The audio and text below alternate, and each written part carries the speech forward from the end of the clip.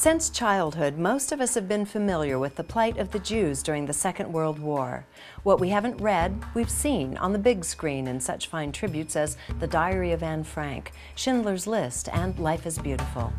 What has not been shown, however, is what happened after the war, when the State of Israel was established in Palestine, displacing families and traditions well over 1,000 years old.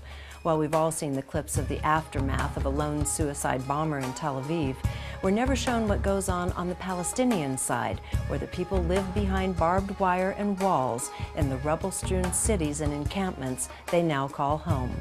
In an effort to provide genuinely fair and balanced reporting, we spoke with Palestinian-American businessman Adam Taha about life as a Palestinian and Arab.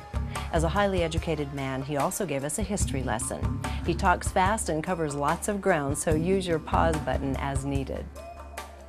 When you have 1.5 million Palestinians in Gaza, and they are in a big jail, when you have 70 to 80% unemployment, when a father sees their sons, they are dying out of hunger, or they are dying because not a basic vaccine that's available for them. When a man collapses and cries in front of his wife because he cannot provide a shelter or food, or even basic clothing his wife, how do you feel? I'm a man. I have family, I have kids. I am a candle, and I'm willing to burn myself out to see my kids have the best education and have the best clothing. And to me, I tell my wife, I'm 47 years old. I started working when I was 12. And I lived everywhere in the world. And I tell you, I never find a shame in working. But I will never put my hand for 1 penny, not for a private person, not from a public assistant in America. And the strength, the psychological strength an average Palestinian has, not mountains can take. My kids, they don't know this. And I don't want them to know. You see, I was pushed in the middle of the tornado. I have to fight them. My kids, I keep them away from politics, and I'm giving them the silver spoon. Everything I dreamed of to have as a child, a toy, my kids, when they ask for one, I give them 10. My wife tell me why. Because you don't ask me why. Well, especially I have boys, 4 boys. So whatever they want, I give them.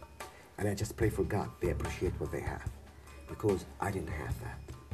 I didn't have a bike. And when I was in 6th grade, I asked my dad for a bicycle. Not a tricycle, a bicycle.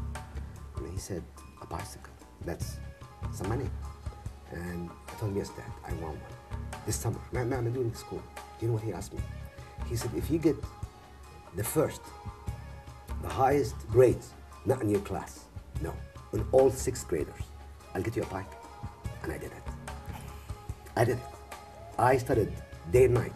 I started doing free tutoring so I can repetition. Repetition teaches.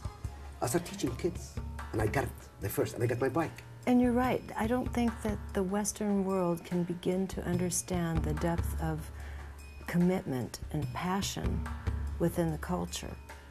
They don't. You see, I really believe we are, as the Palestinians, we have so much love to give. We love peace. We love people. You could be my enemy. You can come and say to me, sorry. Once I accept that you are in my house, you have everything you want. You're in my house. You're safe. I will feed you. I will take care of you. But politics and hatred is being fueling. This is a 2-part interview and well worth the time. You'll certainly go away with a deeper understanding of the Arab culture and some of its history.